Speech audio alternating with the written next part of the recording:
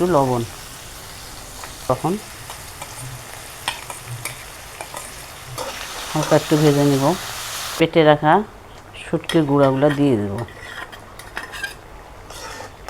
বিসমিল্লাহির রহমানির রহিম। আসসালামু আলাইকুম। আশা করি আপনারা সকলে ভালো আছেন। আমি ইলিশ ভাজা রান্নাঘরের পক্ষ থেকে আপনাদেরকে আজকে যে রেসিপিটা দেখাবো তা হচ্ছে এই শাকটা, সবুজ শাক, যেটা সবাই জানেন। শাকটা আমরা কেউ ঝোল করে খাই, কেউ ভাজি করে খাই, কিন্তু আজকে আমি আপনাদেরকে এক অন্য নতুন আঙ্গিকে দেখাবো। আপনারা প্রথম থেকে শেষ পর্যন্ত দেখেন আমি কিভাবে রান্নাটা করতেছি, তাহলে আপনারা নিজেরা একদিন বাড়িতে চেষ্টা করে দেখতে পারবেন। এখানে আমি এই শাকের সাথে আজকে শুটকি দিব। এই যে শুটকি, এই শুটকিগুলো দিব শাকের সাথে। কিভাবে কি করব আপনারা দেখেন। প্রথমে আমি এই শাকটা সিদ্ধ করে নেব। শাকটা আগে সিদ্ধ করে নেব।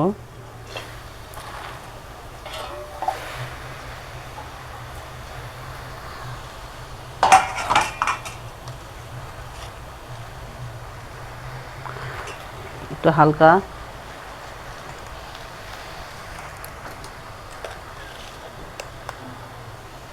লবণ দেব, আর একটু দেব,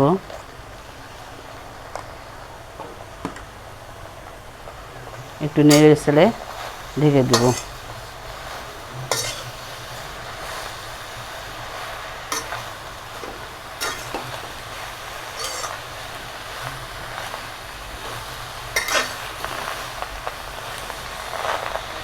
আমি মাঝে মাঝে এইভাবে খাই। এটা আলাদা একটা তরকারি, যে তরকারিতে সব স্বাদ পাওয়া যায়। বিশেষ করে শুটকি দিলে তো তরকারি এমনিই স্বাদ বেড়ে যায়। শাকটা একটু পুরো পুরো, অত কচি নেবেন না, তাহলে গলে যাবে। একটু একটু মোটা মোটা শাক দেখে নিতে হবে। আমি এখন ঢেকে দেব।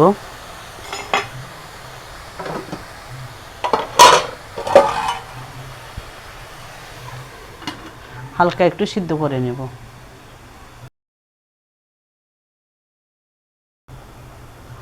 শাকটা এখন আমি একটু উলটপালট করে দেব। এই যে হয়ে গেছে। আর আমি বেশি একটা সিদ্ধ করে নেব না, একটু উল্টে দিতে হবে। ডাঁটাগুলো একটু আর হালকা একটু সিদ্ধ হবে।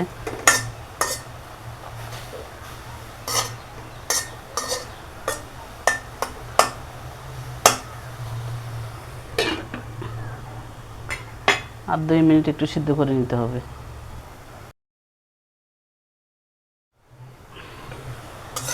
এখন হয়ে গেছে, আর আমি বেশি সিদ্ধ করব না। এখন এটা আলাদা একটা পাত্রে নেমে নিতে হবে। আমি চুলাটা অফ করে দিব। এখন আমি যে কাজটা করব, কড়াইটা আমি চাপিয়ে দিলাম। এখন শুটকিটা একটু ভেজে নেব। আমি পানিটা একটু শুকিয়ে নিতে হবে।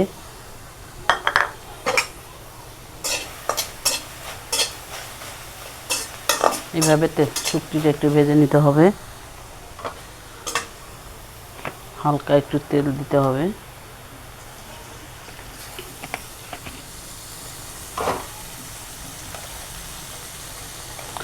আর দিব হালকা একটু লবণ। ভালোভাবে একটু ভেজে নিতে হবে শুটকিটা।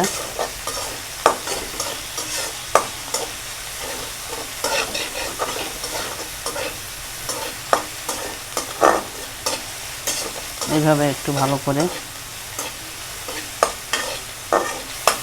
শুটকিটা তো একটু গন্ধ গন্ধ করে। আপনারা শুটকিটা গরম পানি দিয়ে ধুবেন। আমি আগে থেকে গরম পানি ধুয়ে রেখেছিলাম। আপনারা চাইলে অন্যান্য শুটকিও দিতে পারেন। আমি শাক অল্প নিয়েছি, ওই জন্য শুটকি অল্প নিয়েছি। শাকের মাত্রাটা বেশি নিলে শুটকিটা আর একটু বেশি করে দিবেন।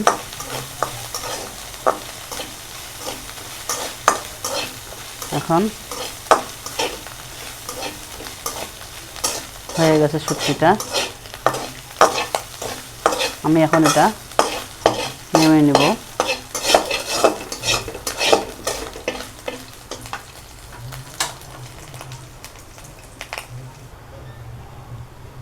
দেখেন শুটকিটা আমি গুঁড়ো করে নিয়েছি। আপনারা চাইলে আরও মিক্সার করতেও পারেন, গোটা গোটাও রাখতে পারেন। আমি একটু আদা পিষা করে নিয়েছি। এখন চুলাটা অন করে দিব। দিতে হবে পেঁয়াজ,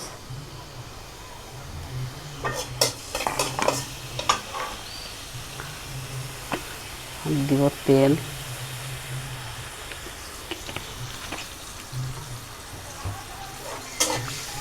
পেঁয়াজটা ভাজতে হবে যতক্ষণ না কাঁচা গন্ধটা যায়, ততক্ষণ একটু ভেজে নিতে হবে।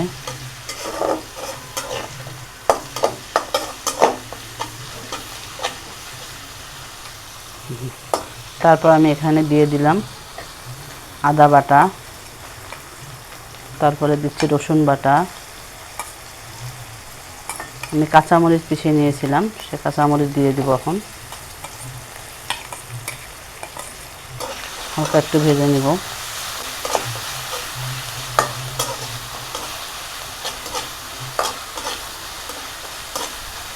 এর সাথে এখন দিয়ে দিব 4টা শুকনা মরিচ।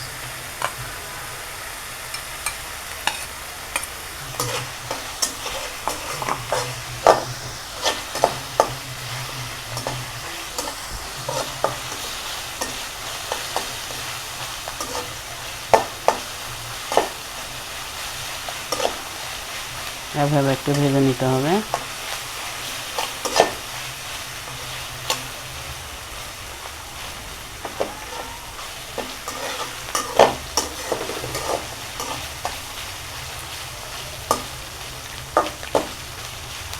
এমনভাবে ভাজতে হবে যেন শুকনা মরিচটা একটু কড়া কড়া ভাজা হয়। এইভাবে নেবেন,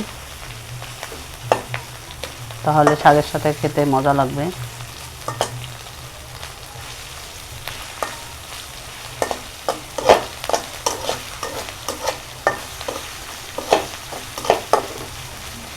এখানে হালকা আপনারা চাইলে একটু হলুদ দিতে পারেন, না দিলেও না পারেন। আমি দিব না, কারণ এটা যেহেতু সবুজ শাক, সবুজেই রাখবো। হলুদ ছাড়াই আমি এটা রান্না করব।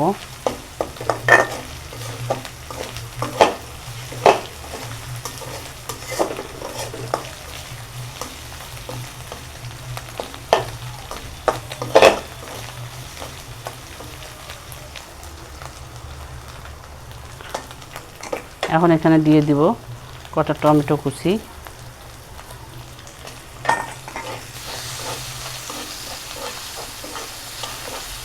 নেড়ে ছেড়ে দিব।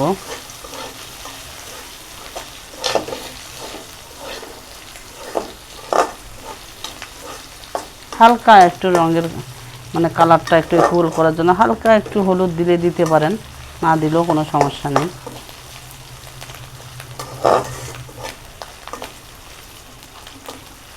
এখন এখানে আমি দিব, দেখেন শুটকি যে বেটে রেখেছিলাম সে পানিটা এবং ভাতের মাঠটা, আমি ভাতের মাঠ দিয়েছি, এখানে কোনো পানি দিব না। ওই শুটকিটাও আমি ভাতের মাঠ দিয়েছিলাম। এখন এটা ঢেলে দিব।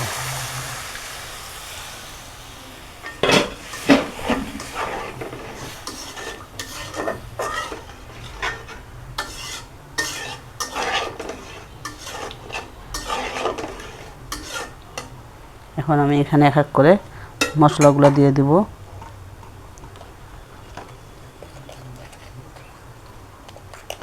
দেখেন হালকা একটু লবণ দিব,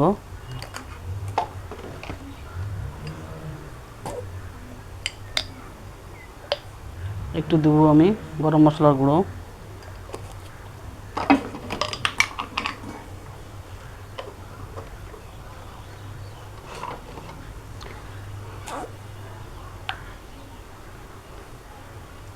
একটু ধনিয়ার গুঁড়ো দিব,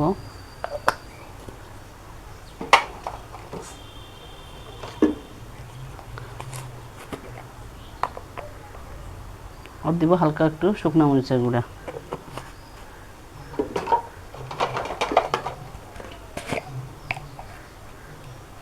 দিয়ে দিব জিরার গুঁড়া। এখন সব ফুটে আসা পর্যন্ত অপেক্ষা করব।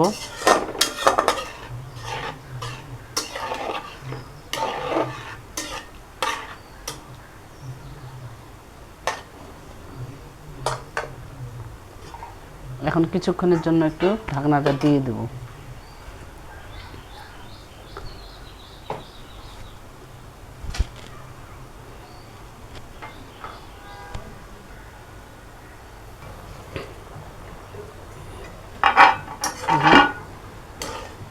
আপনাদের ইচ্ছা মতো আপনারা করবেন। টমেটোটা আপনি যদি বলেন যে গলে দেব, গলে দিতে পারেন, গোটা গোটা রাখবেন, গোটা গোটাও রাখতে পারেন, যেমন খুশি।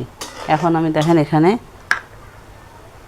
বেটে রাখা শুটকির গুঁড়াগুলো দিয়ে দেব। এখন এখানে শাকটাও ঢেলে দেব।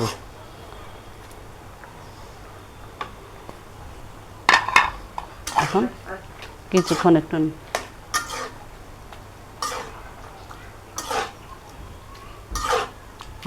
একটু নাড়তে হবে।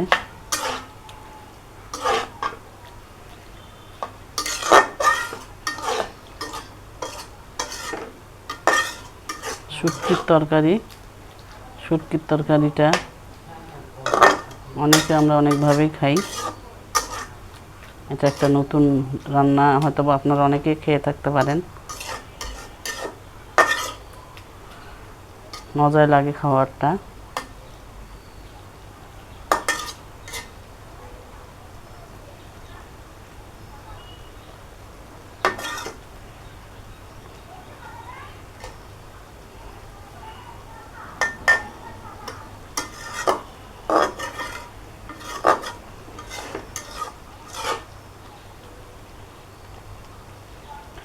আপনারা সবাই আমার চ্যানেলটাকে ভালোবেসে দেখবেন, শেয়ার করবেন, এড়িয়ে যাবেন না এবং সাবস্ক্রাইব করে দিবেন।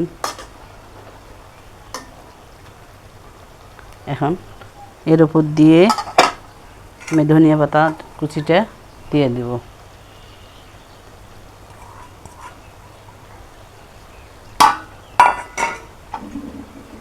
তারপর ঢেকে দিব। 2 মিনিট পর আবার আসবো।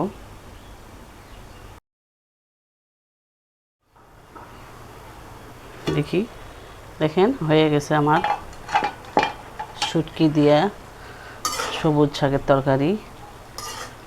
তরকারিটা একটু মাখো মাখো রাখবেন। একবারে ঝোলও কম রাখবেন না, একবারে ঝোলও রাখবেন না, একটু মাখামাখো রাখবেন। তাহলে এই ঝোলটা দিয়ে সুন্দর করে ভাত খেতে পারবেন।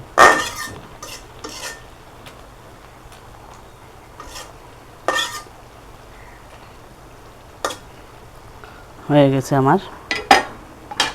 এখন আমি একটু দমে রাখি দেব, চুলাটা অফ করে দেব।